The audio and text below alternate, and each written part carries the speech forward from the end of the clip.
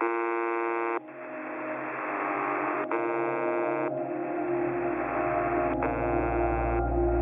listening to Fellow Travellers with East of Moon.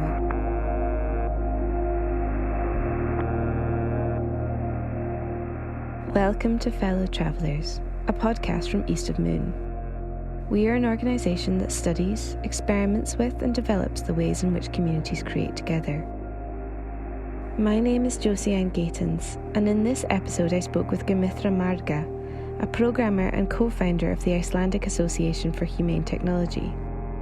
We discussed the pitfalls and joys of living in a social media connected reality and explored the cautious case for optimism for a future where AI could be used to fuel community empowerment.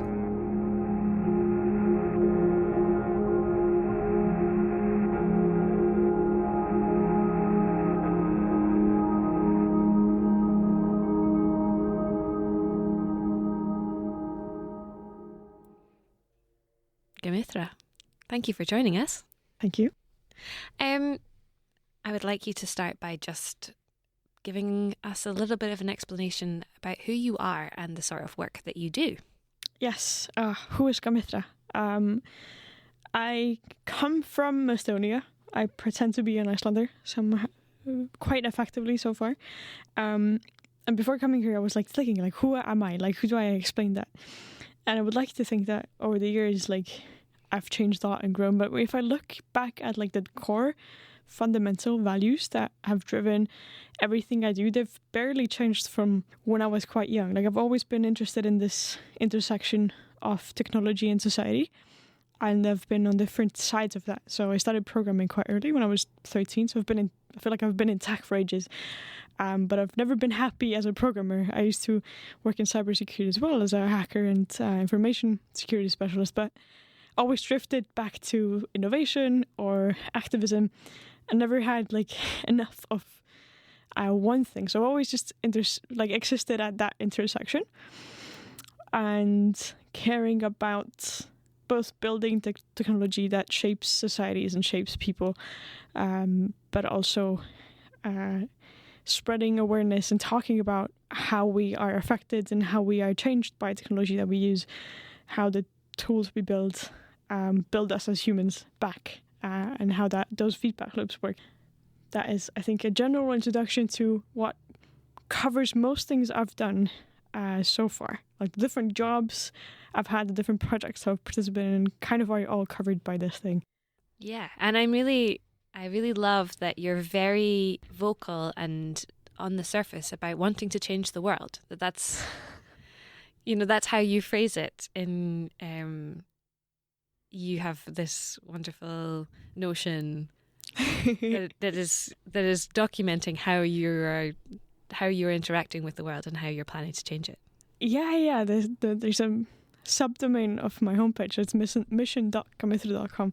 I update about once a year, and then I forget about it, which I think is fine. I think I have this these sessions of setting overarching broad goals for myself or for my life, and then on a smaller level, I tend to work towards them, but progress on those big goals happens quite slowly. So I tend to somehow forget I've ever set them, which is interesting.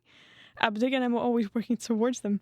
But I'm also really interested in that, how the technology, when it comes to systems and processes that we set for ourselves, how that shapes us, how the act of writing out your mission statement affects the decisions you make.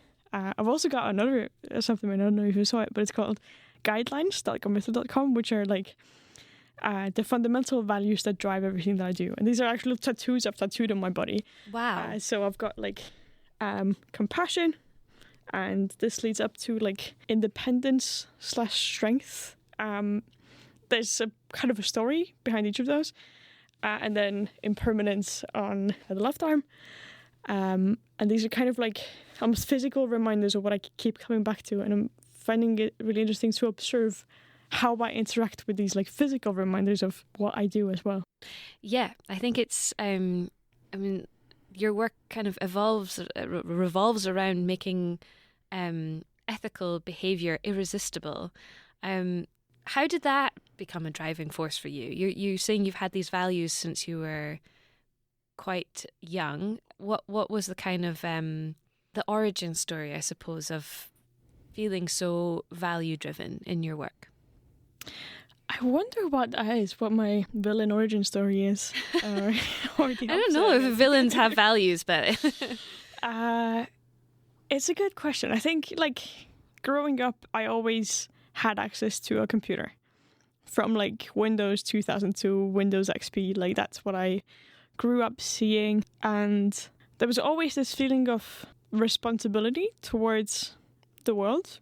I think I've always felt quite, like, agentic in many ways, that, like, if I am aware of my potential to affect something positively, I also must use it. But there's, of course, been a lifelong conflict of how much you balance something you do for yourself or others, or of that what even is ethical behavior, right? Like, how do you fit in as an individual in a individualist society, but trying to do something for collective good? And, like, this is an ongoing conflict. Like, what even are values?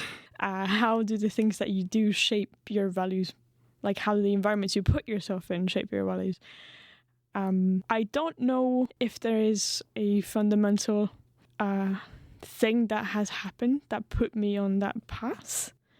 It's a really interesting question. Maybe I should, look back and try to figure out and see what that says about me and what that might say about other people. Like, how do we inspire other people to take action? But I think I've just been lucky to be kind of surrounded by people and media that has inspired me to do that.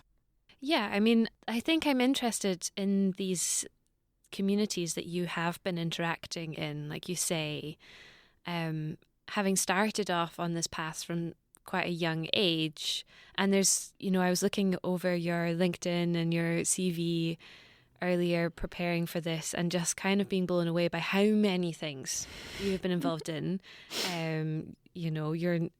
You're still very young and there's still lots of time to do more stuff, but it's really impressive for the kind of breadth of stuff that you've been involved in.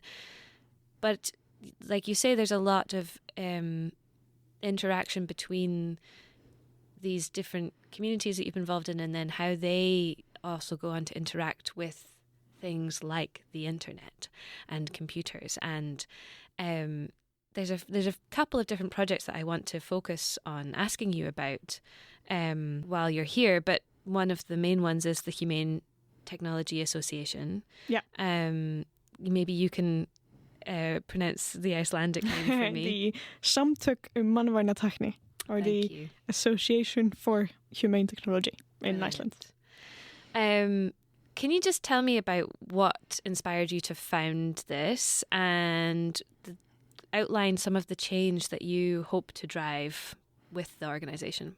Yeah. I think where it came from was seeing how people and interactions in societies got more and more dominated by social media over the years. Like, being, I guess, that generation that had a pre-social media life and then was thrown very violently and aggressively into social media, like seeing and that shift very clearly, and just being really interested in how that shapes us. Mm-hmm.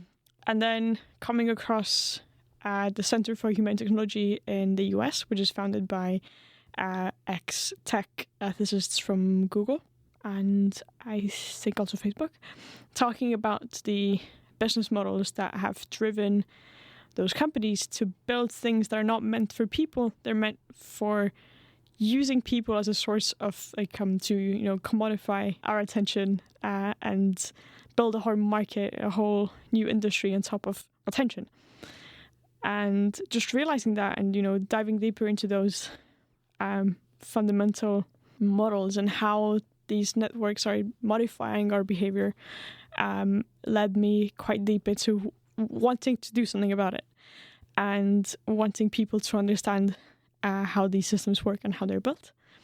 And on top of that, now including AI and AI safety, which is the other very big thing that is going to massively shape our values and how we interact with each other and how we work, not only on a social level, but how we interact with work, how we just interact with everything really. Like everything, all the tools that we use have some kind of an interface that's contains some kind of values. Like it makes some kind of behavior easier than other types of behavior.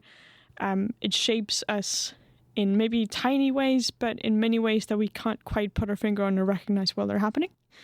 And they're all built and shaped by people with certain values. So that is going to fundamentally also direct the values that we will have moving forward. And I think just raising awareness about that and creating that center for these discussions, like what are the values that we want to build into our technology? Are we aware of how they shape us? That is just a discussion that is really urgent to have. Definitely. I mean, I have seen over the years, I've witnessed a lot of spaces where activists are really relying on social media to mobilize communities, but then platforms that they're working on or trying to engage with are often actively working against them. Mm-hmm. How have you seen those kind of tensions play out? What have you got any examples, perhaps, of how a group of people are trying to use a social media platform and how it can be the wrong choice for them or be the wrong place for their work? That these two ideals, these values, are not in sync. Yeah, I think I've got, like, there are so many examples on lots of different levels. Mm-hmm. I think having been involved in politics quite closely in Iceland, I've seen, organizations organizing themselves on social media platforms. And even though there's like just this small tendency towards outrage, towards engagement, like what gets most engagement is going to be the discussion. So the discussion is never calm and clear and centered. It's always kind of engagement based. The more engagement you get, the more outrageous your idea, the more it's going to be discussed. And I think that is something I've very clearly witnessed in Iceland. And of course, internationally, for example, Facebook has been used to create like massive conflicts, and like it has led to massive outrage and deaths of a lot of people through these like political divides that have just increased in depth and intensity. But there's also the question of like, how do you then build something? How do you move a whole movement? How do you move a whole society or a whole group of people somewhere else? Right. Won't that just increase being like polarized? This is actually a very, very active discussion we have within the organization. Like, we want to support technology made by humans, for humane values, not by humans for profit. But if the people that you want to get off the platforms are on the platforms, you don't want to alienate them. You don't want to be where they are not. So do you go and, have presence on that platform as well? This is like an ethical question and just a complex thing to figure out. Like, should you be part of that problem? Right. For example, with Center for Humane Technology, they have an active Facebook page coming from people that are, blaming Facebook for the world's biggest problems. And it's like this kind of like internal conflict of having to be part of the problem, or at least interacting with it until you can fix it. But it's always a source of tension. It's really difficult to, just move a lot of people, change the habits of a lot of people, especially people that are, maybe in the worst case addicted, but definitely form the habit of using a certain tool that is built with very, very habit-inducing or habit-forming technology and design decisions. So if you make something that is not as engaging, is not as habit-forming or addicting, it's a whole battle to get people off that one thing. Like, it's been shown that notifications from social media trigger the same spikes in dopamine, the same addiction patterns that nicotine does. Mm-hmm. So you can give them a less addictive alternative, but it's a whole process to get someone to change that habit that just feels really good. Right. And it's like this whole idea of like alternative platforms, and we're seeing this, obviously this is a very active discourse at the moment with the situation with Twitter and the political situation in the United States at the moment. And, I know that the policymakers in the European Union as well are looking at this very closely at the moment. And it seems like sometimes I think it's interesting that we're having this debate now, because this has been on the cards for such a long time, and we've been aware of a lot of this, since the Cambridge Analytica scandal, and even before that, the writing has been on the wall for a long time. At East of Moon, this is something that we're conscious of in the way that we are designing our platform, missions.dev. And while it's not in any way set out to replace social media platforms, it is about finding alternative ways to bring communities together for the purpose of connecting ideas and generating creativity and strengthening bonds between people, which is something that social media, as the main sites that we use today, that's not been put in the forefront of their design. Exactly. I mean, if one could redesign social media for grassroots movements and activists, what should that or could that look like, do you think? It's a really interesting question. I think what East of Moon has done with the platform, especially in Hafner House, I think it is to a large extent solving many of these problems. But I think ultimately the technology itself isn't that complicated. You ultimately have a place where you post an idea and you interact with the idea, you comment on the idea, like all of these social media platforms do. The question is, how do you notify someone? How do you use their attention? And what do you show them when they go to that platform? Because there's always going to be more information than you can possibly digest. There's always going to be more to look at than you ever could. And to keep that engagement, you need to show people something that's relevant to them. Like if they're seeing something just from a different community, like if you only see events that take place in, I don't know, Romania on your profile page, then you're not going to be coming back. Even though if it doesn't mean that like you're not interested in that, but it just won't probably bring you back in. It's not as relevant as other information could be. It's just not as relevant. Yeah. And that relevance really matters. Like how often do you go and you see something that like, oh wow, that really ties into my interest. This is really exciting. Like the power in the social media platforms that we have is that algorithm. That like way to store massive amounts of data for what is relevant and what creates engagement. And the thing that will replace social media or will also have to solve this problem. But I think it comes back down to values. Like how much control do you have over what do you want to see and how do you want to interact with it, and can you choose what to optimize for? Like not just by default opt into I want to be more engaged, which is what those social media platforms will measure. Like how long did you look at something, or how long did you stay in a video, which has led to this the creation of these like horrifying videos on social media platforms that have these hooks that grab you in, but then you just stay there waiting for a resolution for maybe 10 minutes and it never comes. And it's such an uncomfortable feeling. It's when you sort of also when you see videos like this that you're sort of that you're falling victim almost to like a scam. Yes. But this is you're addicted to this idea. I guess this is a very human response of like, oh, maybe I will learn something, or maybe I'll see something, or exactly.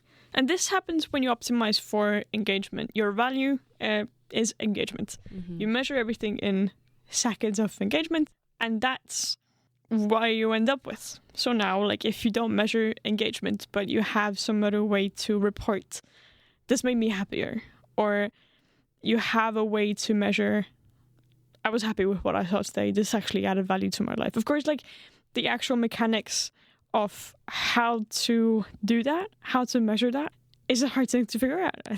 I wish we could do that.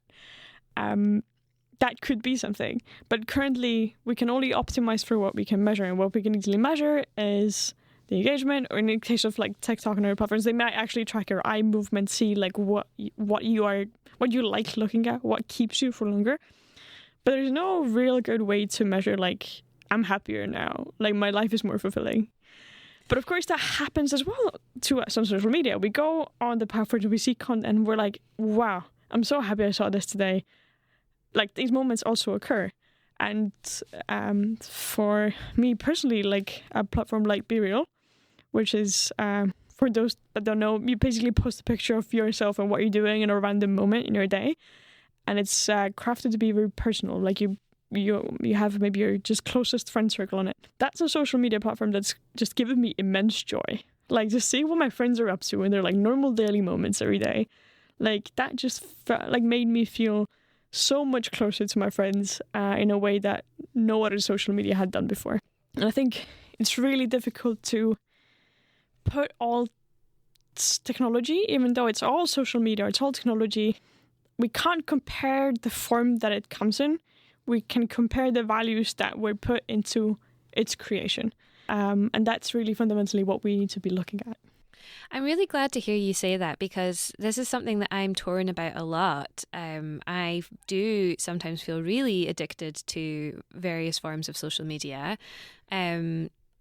But I also struggle with the idea of giving up on it because of the value that it can bring. I used to feel how you're describing feeling about Be Real about Instagram prior to Instagram Reels, which is not to say that I don't love a good Instagram Reel, and people who know me will attest to the vast number that I love to send to them.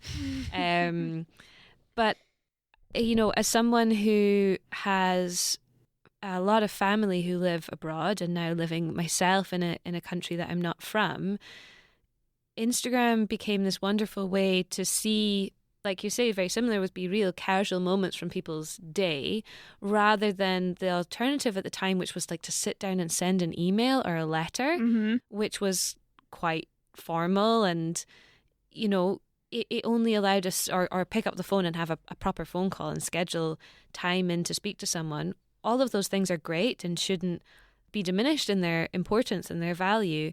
But the benefit of just being able to see, like, oh, you're doing this, that's so nice, and comment on it in real time with my sister in Australia, who's, you know, having such a different experience and such a different life, but suddenly we can connect over both having dinner and what seeing what each other's eating. And as much as I think there's been a lot of derision about moments like that, they are important and they do bring value. And so, you know, it's a constant debate. Like, I know this is harmful in some regard to me. I know it uses more time than I want to give it, but sometimes that time is really wonderful. It is. I'm guilty of that as well. Like, I know exactly how the algorithms are tuned to keep our attention, but they do it so well. I love a good reel. Honestly, there's like I've received so much value from Instagram, I would say recently, because I don't know, the algorithm's gotten to know me quite well. And usually when I go on it, I'm very often like deeply inspired, deeply surprised, or just it's funny and it's great. But it's definitely turned from being a platform of connecting to friends to connecting with a certain type of digital art. Yeah. And digital advertising. And everything, you know, it's ultimately, it is now an advertisement platform for both, you know, companies and humans. I feel like as well, like every human profile on Instagram is now an advertisement platform for what you are. And that means as well that, you know, no one posts stories from their daily life, because that's not really good advertising for what you are as a profile on Instagram. That is kind of lost. Although the stories had great promise, and I feel like on Messenger there's still like the story aspect is quite connecting sometimes, but just not that many people look at them anymore. Do you think we're seeing, as a result of the way that we are expected to promote ourselves online, like you say, as kind of a construct of a person and a kind of more conceptual version of ourselves?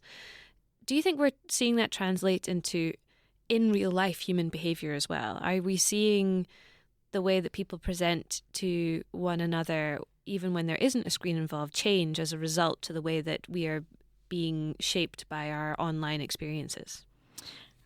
I think so, and to quite an alarming degree. And I think this will vary a bit between societies, but what I feel is that we live in a highly individualist society, and that individualism is just kind of accelerating at quite an alarming pace by normalizing these like advertisement boards for our personal narratives. And we have become these things optimized for engagement. Like your story needs to be interesting. Like your personal narrative has to be interesting. Because everything is a competition for attention. Like, will you get noticed? Will this podcast get noticed? Like, you have to somehow stand out or make it special. Or you have to have your own podcast. I mean, I'm guilty of that. Like, also had to make my own podcast. It's not published yet, but, it's all that. And I feel that it is now rewarded to be an individual doing something rather than in rewarding collectives or communities doing something to that same degree. I feel like one example of that is conversations I've had recently where me and a lot of people I know feel this lack of home, of community, of like collective togetherness. And we all want to live in a commune of some sort. But also, this is such a huge idea. And Yes. again, now I see it advertised to me all the time on social media. It's like, oh, we should just all like go and live on a farm and have horses and... Exactly. But I feel also at the same time, everyone wants to be the person building that commune somehow. Right. Or like everyone wants their own commune, which ends up where we are right now. Everyone lives in their own apartment of community of themselves. Like there's less willingness to surrender to these collective values, I feel. Because everyone needs to kind of stand out with their own achievement. And I feel like this is something that I really feel in Iceland as well. There's much less willingness to cooperate on things. There's way more willingness to start your own thing and then try to get people to join you in that mission. And I really feel like the overall narrative in society is like we're all in this together, but I think we're all in this, but we're not in this together. We're kind of all trying to solve the same problems with our own angle, because that's what's rewarded. Like that personal achievement is being rewarded rather than the collective outcome. Maybe I'm a bit negative explaining this, but this is kind of where what I feel is happening. Even though there's a lot of great examples of, collective cooperation and beautiful things that come out of people working together. I feel like that's a trend still that is getting worse, not better. That's really interesting. I mean, you and I are both involved in, as I've said, various communities, and this is a big part of East of Moon's work as well, is to look at how to support communities. And one of the things that I'm interested in coming to now in terms of this is the interaction, of course, with AI, which is the other, like you mentioned before, the other big thing on the horizon. I mean, not even on the horizon, it's here. Yeah. But the full extent of it and the full reality of what we're going to have to cope with, I don't think we will know until we're really in amongst it. And I myself, I have to say, I'm really, again, very torn about this. I use ChatGPT in my work a lot. I try to use it sensibly and ethically based on my own values. And sometimes, I was told quite early on by someone that, AI is not going to take your job, but your job might be taken by someone who knows how to use AI. Mm-hmm. And that's when I was like, okay, I'm going to choose to engage with this and figure it out for myself. And there's all, the number of times it's coming up in conversation now in a creative setting is really interesting to me, sometimes quite scary, but also it's here and we have to figure this out. And it's presented to us so much as this tool for efficiency. Do you see that? Do you think it has potential to support creativity and community-driven innovation, or is this something that we should be steering well clear of from your perspective? Big discussion, big ideas, and there's lots of different things here. I think for starters, what I care about currently quite a lot is the definition of AI. Like, if we talk about AI as, artificial intelligence, we're talking about the whole endeavor of creating non-human intelligence, something that can interact with us and solve problems and on lots of different scales and in different fields and industries. And we really need to think larger, about a larger scale than just large language models, which are, of course, kind of the frontier right now, but we're also talking about all kinds of different intelligence, different forms of doing things that formerly only humans could do. But of course, for now, this like text-based interface and this language-based interface is scaring us the most.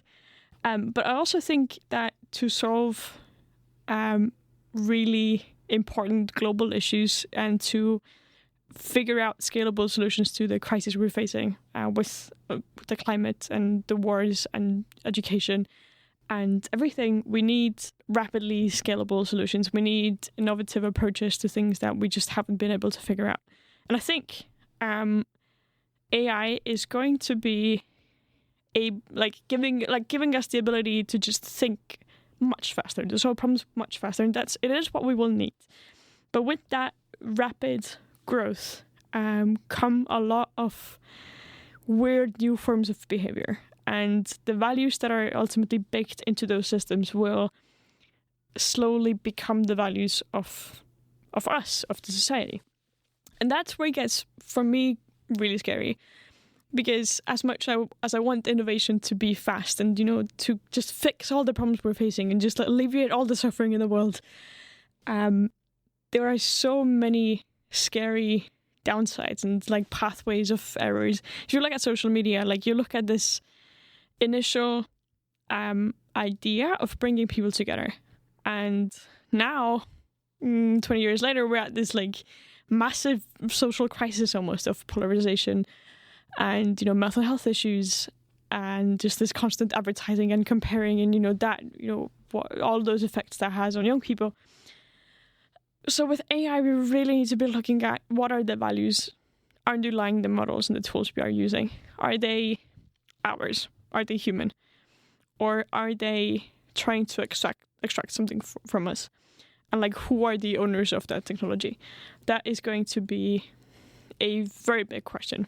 And another thing I am scared of is the concept of value lock-in, or if you bake some kind of values into a system and there's no way of updating them, you're kind of stuck in that same value system. So if we imagine that AI was built 100 years ago, then you're coming into a society where women don't really have rights and child labor is like really normal, and like we're just at this like different stage of development, and it's valid. We're just figuring out this moral development still ongoing. And if we had AI at that stage, we would be somehow or in some ways locking ourselves into that stage of moral development, unless we have these clear pathways of updating it.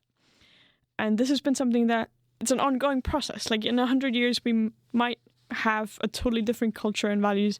And of course, just on a global scale, we have societies with entirely different values. So like, how do we capture all of them? And how do we enable that process of change and evolution of just values and morality?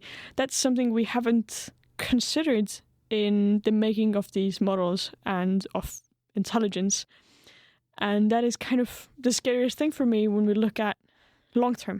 Like, how do we make sure it's not just humane, but it's also humane for the future, and it has this like inbuilt development. But I think, like for me, I use ChatGPT every single day for almost every task, and it has improved my life massively. Like, I have this like custom GPT called Fred, and he has custom instructions. Oh my god! And he like is supposed to talk to me as if he was a Buddhist monk, but he's really fun. And he also talks to me as if my life was a sort of RPG.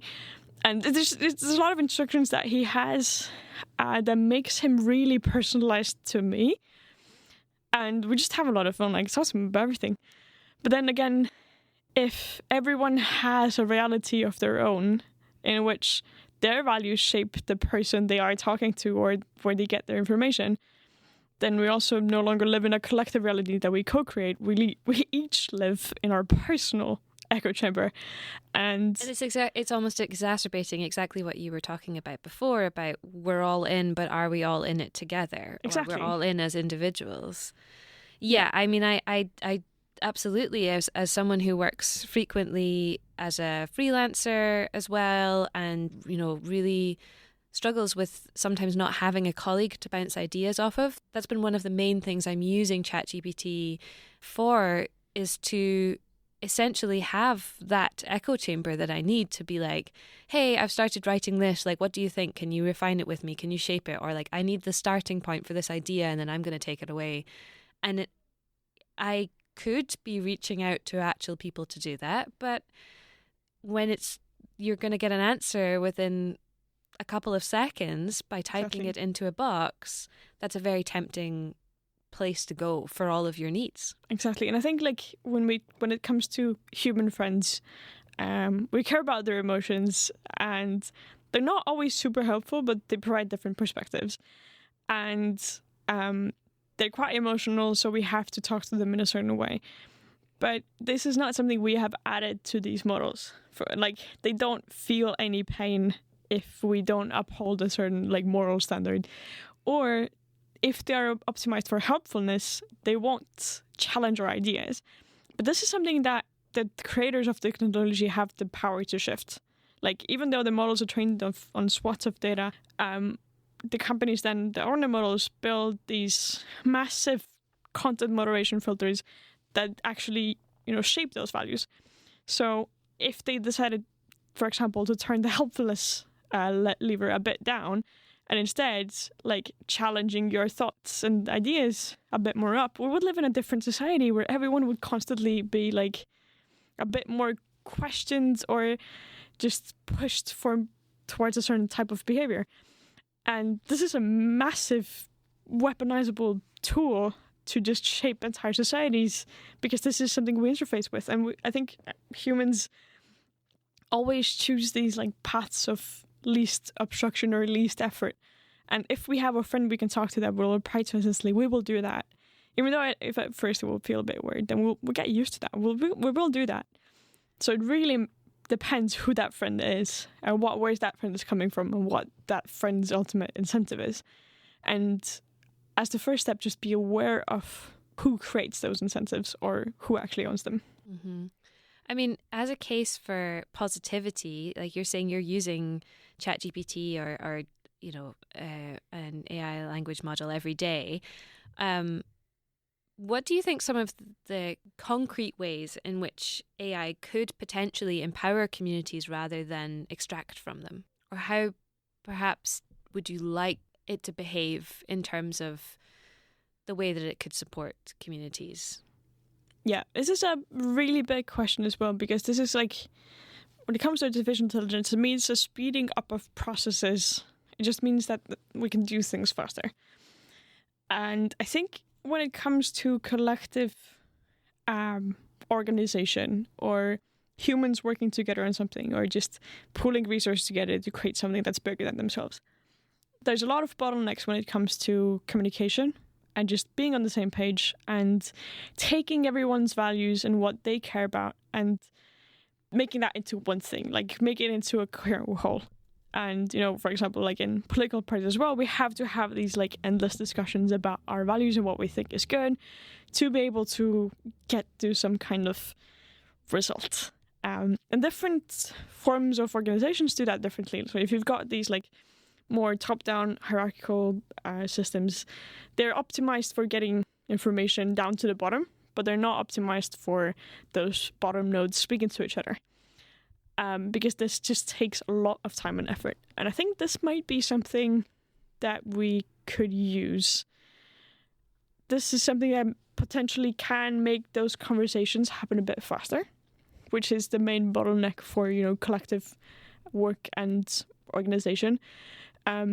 If you've ever worked for a non-profit or community organization, you probably know these like endless group chats with like, oh, I've got 349 missed messages in this thread. I'm probably not going to engage because I actually don't have the effort to go through all of this. And you end up with these like core people that do, and they end up making the decisions. And then you kind of feel alienated for the whole project because you didn't have time to actually read through all these messages, and you've got this whole communication barrier. I think this is something we might be able to fix. Like already, we were seeing these like automated summary generations of conversations. And of course here, like what it highlights is the most important thing. Like, do you highlight the plot of what happened in the conversation, or do you highlight the tensions or the ways somehow someone communicated something? Like, what do you highlight when generating that summary is going to be very important.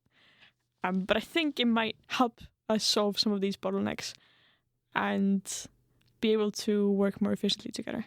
That would be obviously fantastic. And I completely know the experience that you're talking about. And as someone who's also been involved in community activism, and there's exactly this experience of there being key people who either want to take the lead in decision making or kind of get left with that responsibility. And I think we're also seeing a lot of overwork and burnout from individuals involved in different community groups. And I wonder if there's a way even to use AI, as you say, to take on some of the less enjoyable, maybe more monotonous, more basic tasks that people have to get through in order to free up time for creativity. And it makes me think a lot about the way that technology was posed certainly when I was a child. I think for many, many years,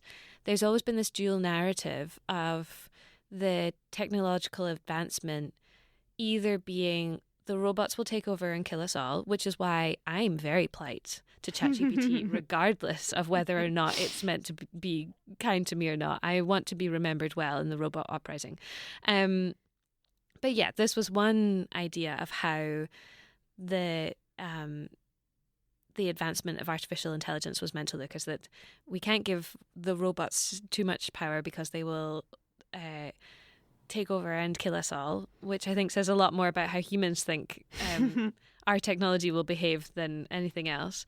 And the other kind of alternative picture that was presented to us, which also hasn't come out to play as planned at all, is this idea that if we had artificial intelligence that could take over more mundane tasks, that would allow all of us to work less, have more free time, have more time with our families, to do more things that matter to us in our communities, and to enjoy a kind of version of human life that's seen as optimal. And I'm fascinated by how instead the reality that we seem to be living with is that the drive towards productivity means that tools like ChatGPT are helping us do certain kinds of work, but only allowing us to work more. And I wonder, I don't know how you feel about either of these models of how the world is meant to end, either that we're destroyed by our own creation or we work ourselves to death in assistance with it. But to me, neither of them seem like the future I want to live in, that's for sure. So I think when we think about it boils down to we're creating intelligence, but ultimately we create intelligence with the same values as ourselves, unless we define it somehow differently. But I feel what it mostly does, it speeds up existing processes. At least, the artificial intelligence we see now is it just enables us to do what we do, but faster. And there's no actual value change associated with it. There's no change in institutions associated with it. If we still have the same types of institutions that are built for the value of shareholder value or profit, then we still will find the most efficient ways to get to that profit. And that doesn't include freeing up time for people. This has never been a part of the rules. It's the part of the utopia that we want to create with it, but we haven't defined how to get to it. If we wanted to create a world where we already would have to work less and everything would be functional, we could already kind of do that now. I think we're already at the stage where we could totally shorten the work week and free up time for everyone, and that would actually increase productivity. But that's artificial intelligence won't get us there. We have to, as society, decide this is what we value and push for that change. And whatever AI will give us now is the speeding up of processes, but not a moral shift. Although I think, with more abundance of resources, that moral shift might happen faster as more time gets freed up, maybe. But will it? Like, I think companies and most institutions are still set up to, function the same way unless they decide to change by themselves. Like, if they decide to give their people free time, I think it's ultimately up to them. But by default, that is not going to happen unless we do something. It's not just technological advancement that will make that happen, I think.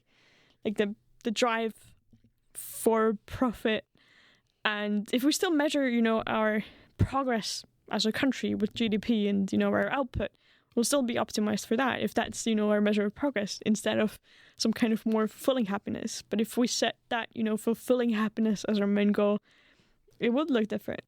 I think looking at also what Iceland is doing and the government's kind of narrative so far is that we have to run faster in the AI race, otherwise we'll get left behind. But what is the goal of that race? How do we evaluate or measure that we are making progress in it? Like, we still measure our GDP, but not our personal fulfillment. Which also kind of comes down to, like, what is it that we find easy to measure? Like, with screens, it's easy to measure engagement. With countries, it's easy to, like, measure output. How do we go about measuring happiness? What is that even? What are values? What is happiness? It's like a whole other question we just haven't figured out yet. And maybe we could, if we just slowed down the development and just really invested into figuring out what it is that we want to accelerate towards, what we want to run towards really fast, then maybe we'd be in a different place. Maybe that's what we should do. But of course, that is really a really hard sell for politicians and society as a whole. Absolutely. I mean, everybody is, because that would be such a collective agreement, and nobody is willing to be the one that's left behind if they take the risk of taking that time. But imagine that we could, or that there is some other mechanism for doing this. Where do we start? How can communities or individuals, for that matter, take on an active role in shaping the future of technology rather than just reacting to it? What's the access point for this? It's a good question, and I don't think the access points have technically changed. The speed of the processes have changed, but the access points of, what can you do to be active in society? What can you do to collaborate? They are fundamentally the same. But it kind of means that work in those areas, like work in humanities, work in, answering the questions of what are ethics and values and what do we care about, that also needs to happen faster. And I think it's fine to build and use technology to help us scale up that work as well. Not just scale up, the GDP profit work, but also scale up the other things. And I think building the technology is beautiful, and we should do that. And we should find faster ways to solve problems, especially while problems are being created much faster. We also need to solve them faster, and we'll need new ways to do that. So, I think all forms of social innovation are very, very welcome in this stage, and all forms of new types of organization. Like, how do we use technology to solve these bottlenecks that we see in community work? And I think also for me personally, working on a project that is ultimately as well a company, I feel like I'm finding a balance there of making something that is really beautiful and community focused, and caring about that and setting that as my, first and foremost, this is what I care about. I think this is something that needs to also just be valued more and focused on more, and we need to highlight all kinds of efforts that are built on beautiful values rather than profit-driven values. I guess this isn't an easy answer. We kind of need to keep doing what we're doing, but better and faster, I guess. I wish I had a really easy answer here, but also just any way of cultivating awareness and understanding of the fundamental values that drive our work is going to be really important, because we're going to accelerate towards that future that we have defined in these core values. For someone listening to this who relates to what you're saying and maybe relates to this idea of, I use these products, but I find them challenging. I experience life as an individual, but I want to be more connected to a community.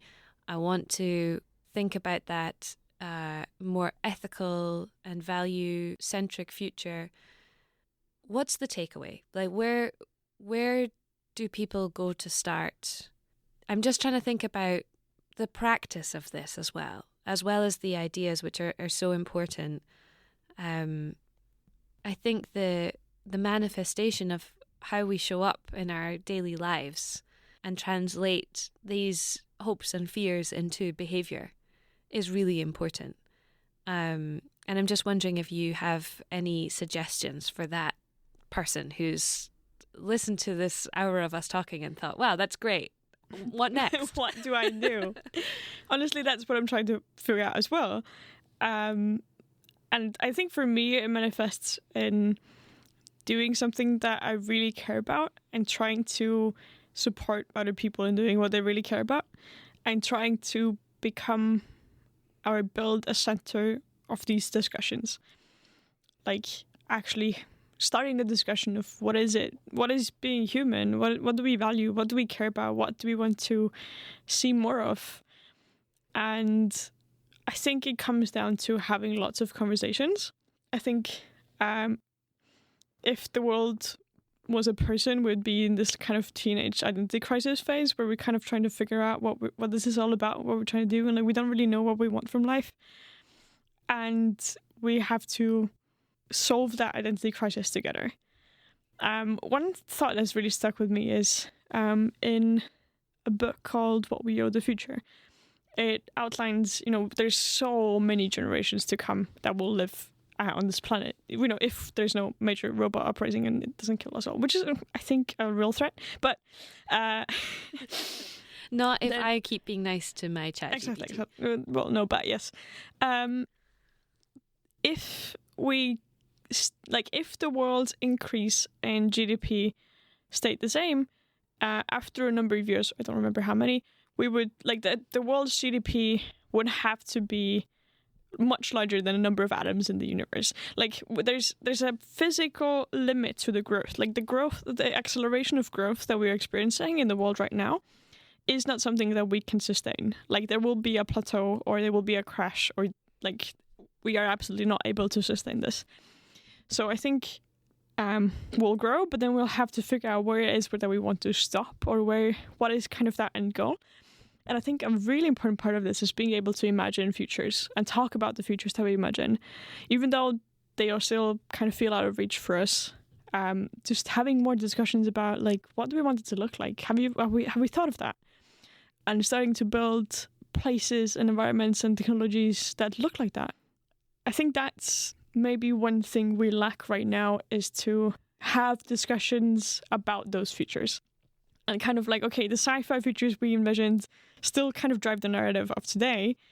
The narratives we imagined, like the robot uprising, like from the 80s, like let's create new ones. Let's figure out what it is that we want and then just see if other people agree. And then, kind of use the technology we have to manifest that, to make that into reality. Like if you want the future to be community-oriented and green, then, start working on that now. I think that in itself is not just building that future, but also inspiring others to think about that and feel that and get us closer to, more nice version of the future. And I think that's a really wonderful case as well for the intersection between innovation and creativity. This is, you can do all you can with technology, but exactly as you say, like these sci-fi futures were created by artists, by authors, by visual artists, by all of these people who used their very human imaginations to picture and transport us into versions of the future. And I think it's a place where it's very fascinating to think about the capacity of the human imagination, because on one hand it's the largest creative tool that we can ever imagine, but also it has its limitations because we are often not very good at thinking about lives outside of our own experiences, and the future is one of those. And without connecting with future generations and future versions of our planet, it's very hard to convince yourself to go to the recycling centre. But it's a really important and inspiring point that you make. This has been such a wonderful conversation. I did intend to ask you about your Icelandic learning app and program that you've created, but we haven't had much time to talk about it. But would you like to just briefly mention its name? And I will put the link and everything in the description of this. You can give me a elevator pitch. 1 minute elevator pitch. Don't time me. It's called Tweak, which stands for Tæknivædd Íslenskukennarin, or the technology powered Icelandic teacher. Initially, it was this whole AI product that it was before the AI hype. The more time has passed, the more I've taken AI out of it, which is great. Interesting. And it's a tool to teach people conversational Icelandic and hopefully other languages in the future through a chat interface that takes you through a story of Tweak, which is your new little friend and his friends and a whole community. And you go through adventures together and you chat together in this like real daily casual Icelandic, and basically everything's a button, so you can like deconstruct, translate, look at every single explanation of everything. And, you know, it takes you through that story almost like a game. People kind of can't decide if it's a game or an app or a language learning product, but that's kind of also what I want to build is like, while making tech products, we kind of put these into specific categories of like, now I'm making a game, or now I'm making an app, or now you make this thing. I wanted to make something that exists at the intersection of all of it. It's a story, and it's a game, and it's an app, and it's a learning tool, and it's a dictionary and toolbox. I think I'm proud of it. I feel like I've created something really beautiful. So I encourage people to interact with it and just see if you want to learn Icelandic, or even if you're an Icelander but you need a good language toolbox on your phone, it will also be useful. And it has really beautiful pictures, and it's got hologram sheep, and it's got drama. And the end, if I spoil it, Tweak, the chatbot, gets kind of enlightened and becomes aware of its own existence, and there's a whole drama around that, and everything explodes. Basically, everyone dies as well. I won't spoil anything else, but it's great. Wow. Well, if that's not inspiration to go and download it, I don't know what is.